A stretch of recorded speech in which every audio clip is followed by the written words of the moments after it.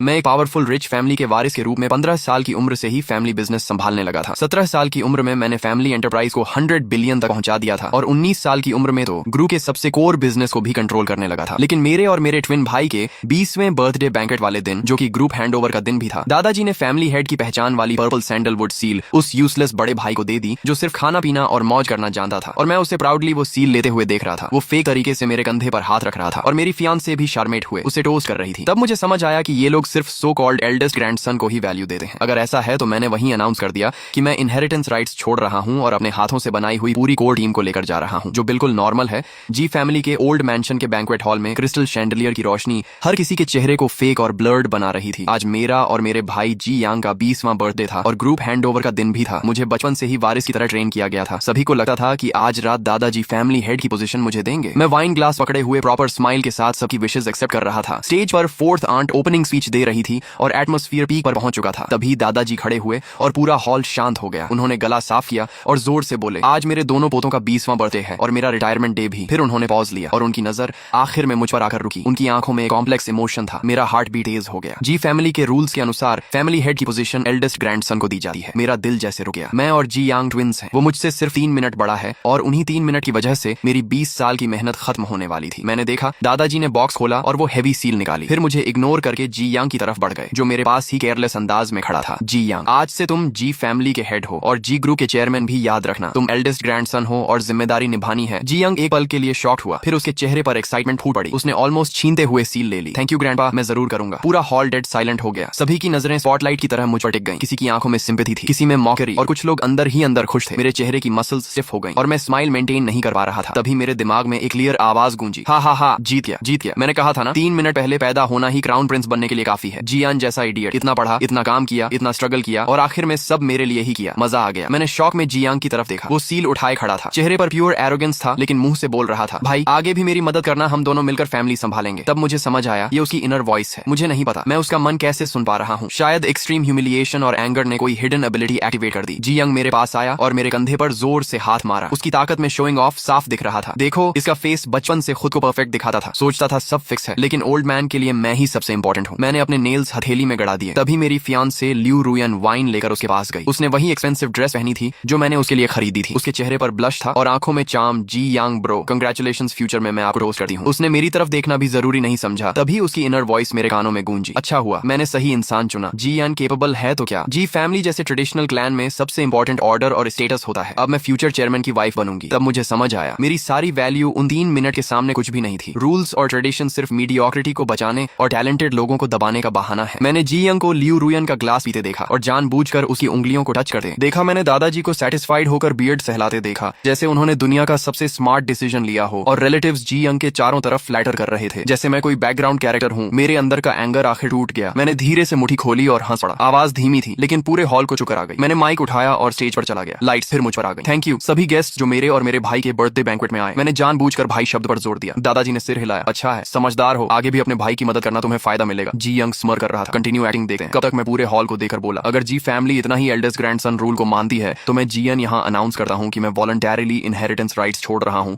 और जी ग्रुप से clean exit ले रहा हूँ। पूरा हॉल शॉक में जम गया। दादाजी गुस्से में खड़े हुए, तुम क्या कह रहे हो। लेकिन मैंने उन्हें इग्नोर किया और आगे बोला, लॉन्च प्रोजेक्ट जिसे मैंने पर्सनली बनाया और लीड किया, उसके सारे डेटा, क्लाइंट रिसोर्सेज और अगले 3 साल की प्लानिंग मेरी पर्सनल इंटेलेक्चुअल प्रॉपर्टी है, इसलिए पूरी कोर टीम मेरे साथ जाएगी। इतना कहकर मैंने माइक फेंका और बाहर निकल गया। जी यंग के पास से गुजरते हुए मैंने उसकी पैनिक वॉइस सुनी, क्या वो टीम लेकर जा रहा है। लॉन्च प्रोजेक्ट क्या है, ये तो कंपनी प्रोजेक्ट था नहीं। उसे जाने नहीं दे सका। वो मुझे रोकना चाहता था, लेकिन मैंने बस कोल्ड नजर से कहा, फैमिली हेड प्लीज बिहेव। मेरे पीछे हॉल के दूसरे कोने में मेरा असिस्टेंट लिंजो खड़ा हुआ। उसने कोट उठाया और काल्मली बोला, जी बॉस जा चुके हैं, हम यहाँ क्या कर रहे हैं, सामान पैक करो, कल नए ऑफिस में रिपोर्ट करना है। तभी 2 टेबल्स पर बैठे 20 से ज्यादा लोग तुरंत खड़े हो गए। ये टेक्निकल, मार्केटिंग और प्रोजेक्ट डिपार्टमेंट्स के सारे कोर मेंबर्स थे और बिना पीछे देखे मेरे पीछे चल दिए। पूरा हॉल फिर डेड साइलेंट हो गया। सिर्फ जी यांग के हाथ में सील और दादाजी का डार्क चेहरा बचा। मैं मेंशन से बाहर आया। ठंडी हवा ने अंदर की सफोकेटिंग परफ्यूम स्मेल हटा दी। लिंजो ने कोट पहनाया। जी बॉस कार रेडी है। मैं बैक सीट में बैठ गया। बाकी कोर मेंबर्स भी दूसरी कार्स में बैठ गए। किसी ने कुछ नहीं पूछा, क्योंकि ये लोग मैंने खुद रिक्रूट किए थे। हमने साथ में काउंटलेस स्लीपलेस नाइट्स बिताई थी और इम्पॉसिबल प्रोजेक्ट्स कंप्लीट किए थे। हमारा trust normal boss employee relation से कहीं ज्यादा था। कार रिच एरिया से बाहर निकल रही थी। मैं रियर व्यू मिरर में मैंशन को छोटा होते देख रहा था। तभी फोन वाइब्रेट हुआ। ग्रैंडपा का कॉल था। मैंने तुरंत कट करके ब्लॉक कर दिया। फिर जी यंग का कॉल आया। जी यन पागल हो गया है क्या, तुरंत वापस आ। जी फैमिली हेड अपनी लैंग्वेज संभालो, अब हम भाई नहीं सिर्फ बिजनेस बस राइवल्स हैं। राइवल्स तुम मेरे सामने क्या हो? जो कुछ भी पहनते हो और खर्च करते हो सब जी फैमिली का है। मैंने तुम्हारे सारे कार्ड्स बंद करवा दिए, अब अपनी टीम को कैसे खिलाओगे? थैंक्स रिमाइंडर, लेकिन मेरी ओन अर्निंग्स और इन्वेस्टमेंट्स मुझे नई शुरुआत के लिए काफी हैं। इतना कहकर मैंने कॉल काट दिया। जी यंग नहीं जानता था कि मैं 18 साल की उम्र से सीक्रेटली इन्वेस्टमेंट कर रहा था और मेरे पास ऑलरेडी स्ट्रॉन्ग स्टार्टअप फंड था। मैं कभी पूरी उम्मीद किसी और पर नहीं रखता था, चाहे वो फैमिली ही क्यों ना हो, और आज साबित हो गया मैं सही था। तभी ल्यू रुयान का भी कॉल आया। जी यान प्लीज इंपल्सिव मत बनो, ग्रैंडपा बूढ़े हैं, तुम वापस आकर अपोलोजाइज कर दो, अभी भी सब ठीक हो सकता है। मैंने कोल्ड आवाज में कहा। जब तुम जी यंग को टोस्ट कर रही थी तब तुम्हें ये सब याद नहीं आया होगा। वो एक पल के लिए चुप हो गई, फिर बोली, मैं एटमॉस्फेयर काल्म करने की कोशिश कर रही थी। तुम जानते हो मैं सिर्फ तुमसे प्यार करती हूँ। मैंने हंसते हुए कहा, अब तुम अपना प्यार नए फैमिली हेड को दे सकती हो, हमारे बीच सब खत्म हो चुका है। मैंने उसका नंबर भी ब्लैकलिस्ट कर दिया। दुनिया आखिर शांत हो गई। तभी लिंजो ने आगे से टैबलेट पकड़ाया। जी बॉस, ये हमारी टीम द्वारा ओवरनाइट तैयार किया गया लॉन्च प्रोजेक्ट का फ्यूचर प्लान और न्यू कंपनी रजिस्ट्रेशन प्रोसेस है, आप देख लीजिए। मैंने टैबलेट लिया, ऊपर लिखा था company name new star tech. मेरी ठंडी पड़ चुकी आंखों में फिर से एक स्पार्क लौट आया और मैंने धीरे से कहा, हाँ यही होगा हमारा नया बिगिनिंग। अगले ही दिन पूरा बिजनेस सर्कल हिल गया। जी फैमिली के जीनियस सेकंड ग्रैंडसन जीएन के ग्रुप छोड़ने की खबर वाइल्ड फायर की तरह फैल गई। काउंटलेस मीडिया कंपनीज और बिजनेस फोरम्स पर इसी की चर्चा होने लगी। कुछ लोग बोले मैं इंपल्सिव हूँ, कुछ ने कहा मैं एरोगेंट हूँ, लेकिन इंडस्ट्री के असली लोग जानते थे कि लॉन्च प्रोजेक्ट और कोर टीम का असली दिमाग कौन था। उसी दोपहर new star tech officially register हो गई और हमने एक छोटे लेकिन हाई टेक ऑफिस में काम शुरू कर दिया। दूसरी तरफ जी ग्रुप के अंदर केओस शुरू हो चुका था, क्योंकि जिन प्रोजेक्ट्स पर कंपनी की फ्यूचर ग्रोथ डिपेंड थी उनके सारे की सिस्टम्स और प्लानिंग मेरे कंट्रोल में थे। जी यंग पहली बार समझ रहा था कि फैमिली सील लेना और एम्पायर चलाना दोनों अलग चीजें हैं। हमने अपने कोर प्रोडक्ट यानी एक बिल्कुल नए स्मार्ट होम कंट्रोल सिस्टम को ऑप्टिमाइज और अपग्रेड करना शुरू किया और उसे मार्केट में जल्दी लॉन्च करने की तैयारी करने लगे। ये वही प्रोडक्ट था जो पहले जी ग्रुप का अगले हाफ ईयर का सबसे बड़ा प्रोजेक्ट था, लेकिन अब यही हमारी शिंची टेक का पहला बड़ा हथियार बनने वाला था। दूसरी तरफ जी ग्रुप पूरी तरह केओस में बदल चुका था। जी यांग ने हाई सैलरी देकर जिन सो कॉल्ड एक्सपर्ट्स को हायर किया था वो चीहांग प्रोजेक्ट के छोड़े हुए हाफ फिनिश कोड को देकर बिल्कुल हेल्पलेस हो गए। मीटिंग में वो जी यंग के सामने बड़ी बड़ी बातें करने लगे। मेरी राय में प्रीवियस टीम का कोड स्ट्रक्चर पूरा गार्बेज है, अनरियलिस्टिक है और इसमें कोई कमर्शियल वैल्यू नहीं है। हाँ, इसकी बॉटम लॉजिक में ही प्रॉब्लम है। हम रिकमेंड करते हैं कि इसे पूरी तरह फिर से बनाया जाए। मैं अंदर से मिली रिकॉर्डिंग सुनकर हंस पड़ा। उन्हें कोड समझ नहीं आया तो उसे गार्बेज बोल दिया और जी यांग जैसे फूल ने उनकी बात पर भरोसा भी कर लिया। उसकी इनर वॉइस गूंज रही थी तो एनिमी ने इतनी मेहनत करके बस ऐसा गार्बेज बनाया था और मैं उसे ट्रेजर समझ रहा था। ठीक है, सब तोड़कर फिर से शुरू करो, मैं उन्हें दिखाऊंगा असली जीनियस कौन है। फिर जी यंग ने तुरंत साइन करके नई टीम का प्रपोजल अप्रूव कर दिया और हमारे ऑलरेडी 90% कंप्लीट प्रोजेक्ट को छोड़कर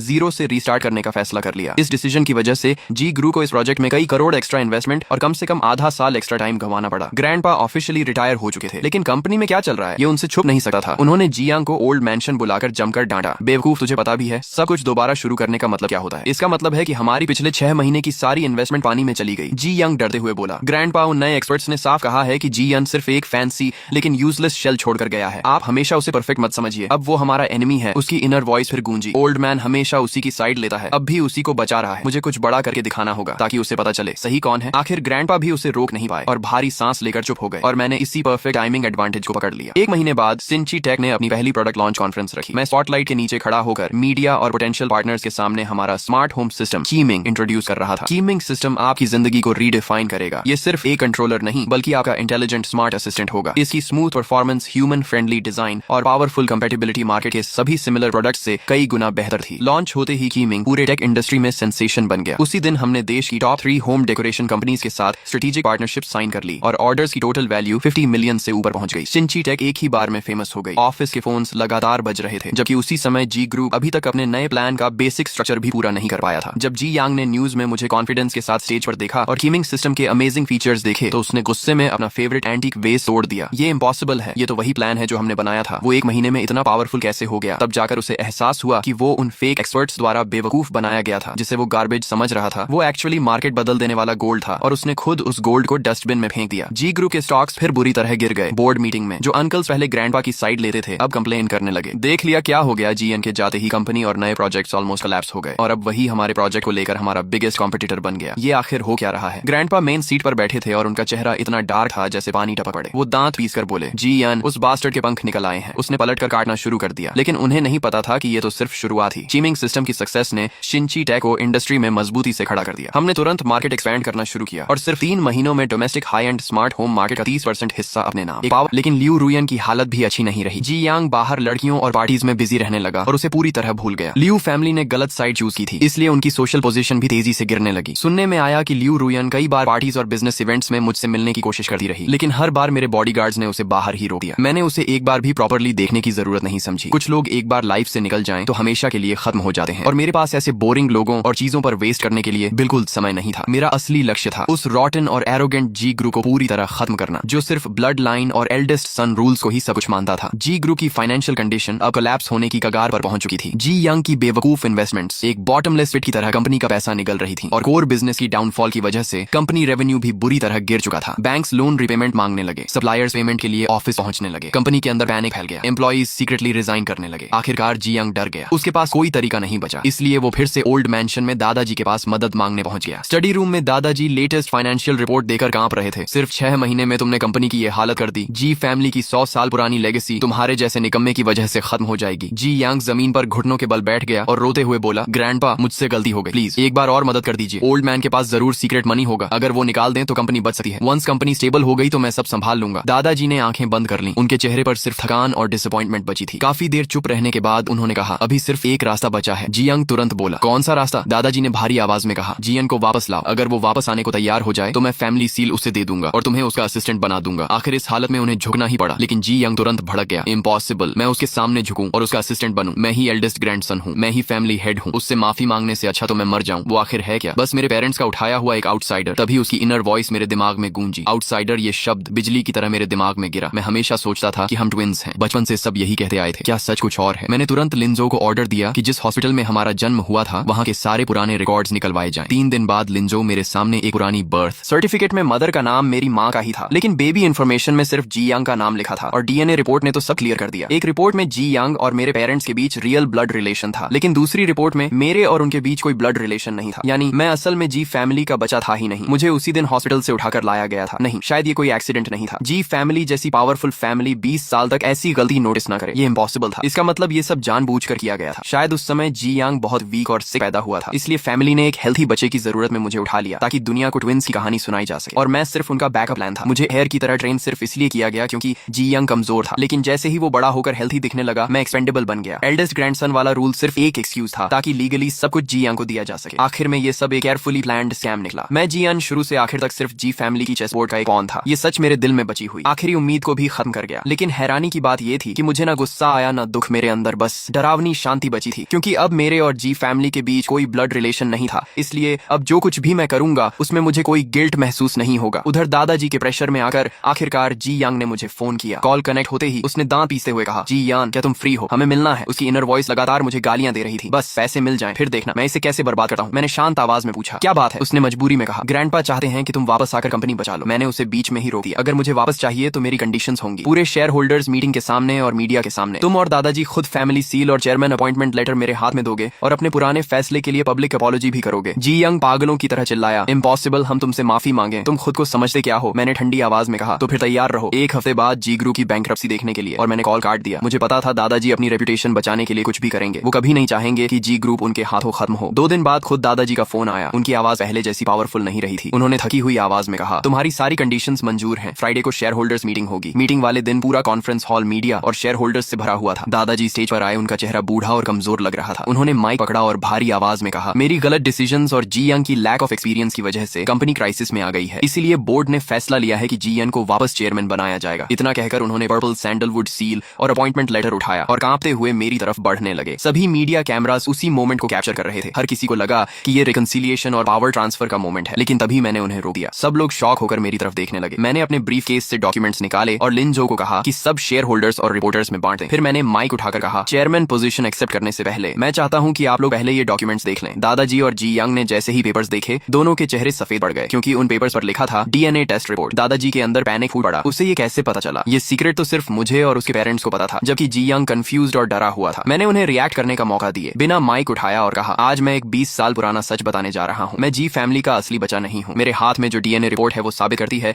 कि मेरा और उन लोगों का कोई ब्लड रिलेशन नहीं है, और दूसरी तरफ हॉस्पिटल रिकॉर्ड्स बताते हैं कि उस दिन जी फैमिली में सिर्फ एक ही बच्चा पैदा हुआ था। जी यंग पूरा हॉल शॉक में डूब गया। शेयर होल्डर्स और रिपोर्टर्स सब स्टन्ड रह गए। दादाजी कांपते हुए बोले, झूठ, ये सब झूठ है। मैंने उनकी तरफ देखकर कहा, क्या सच में झूठ है? 20 साल पहले जी यंग कमजोर पैदा हुआ था और आपको डर था कि अगर वो मर गया तो जी फैमिली खत्म हो जाएगी, इसलिए आपने हॉस्पिटल से एक हेल्थी बच्चा उठाकर ट्विंस की फेक कहानी बना दी, और वो बच्चा मैं था। मुझे एयर की तरह सिर्फ इसलिए ट्रेन किया गया ताकि जरूरत पड़ने पर मैं जी यंग का रिप्लेसमेंट बन सकूं। मैंने दिन रात मेहनत की कंपनी को टॉप पर पहुंचाया, सिर्फ इसलिए ताकि आपको लगे कि आपका पॉन अभी यूजफुल है। लेकिन जैसे ही जी यंग हेल्थी हुआ, आपने मुझे एक बेकार चीज की तरह फेंक दिया। क्या आपको लगा मैं फिर भी एक लॉयल डॉग की तरह वापस आकर आपकी कंपनी बचाऊंगा। मेरी हर बात दादाजी के दिल पर चाकू की तरह लग रही थी। उनका चेहरा लाल से बैंगनी पड़ गया और अचानक उन्होंने अपना सीना पकड़ा और पीछे गिर पड़े। जी यांग चीखते हुए उनकी तरफ भागा। पूरा कॉन्फ्रेंस हॉल कियास में बदल गया। रिपोर्टर्स लाइव कवरेज करने लगे। शेयर होल्डर्स पैनिक में एक दूसरे से बात करने लगे, लेकिन मैं बस कोल्ड एक्सप्रेशन के साथ ये सब देखा रहा। फिर मैं धीरे से खड़ा हुआ, अपना सूट ठीक किया और बाकी शॉक शेयर होल्डर्स की तरफ देकर बोला, डरने की जरूरत नहीं है, ये सिर्फ एक फैमिली स्कैम था। मैं यहाँ इस रॉटन कंपनी को संभालने नहीं आया था, बल्कि इसे खत्म होते देखने आया था, क्योंकि आज के बाद जी ग्रुप का नाम सिर्फ हिस्ट्री बुक्स में बचेगा। 0.1% के ओरिजिनल शेयर्स। ये शर्त सामने आते ही पूरा हॉल हिल गया। एक ऐसी कंपनी के शेयर्स जिन पर करोड़ों का कर्ज था और जो लगभग खत्म होने की कगार पर थी, उन्हें एक्सचेंज किया जा रहा था एक ऐसी नई टेक कंपनी के ओरिजिनल शेयर्स से, जिसकी वैल्यूएशन ऑलरेडी 30 बिलियन से ऊपर पहुंच चुकी थी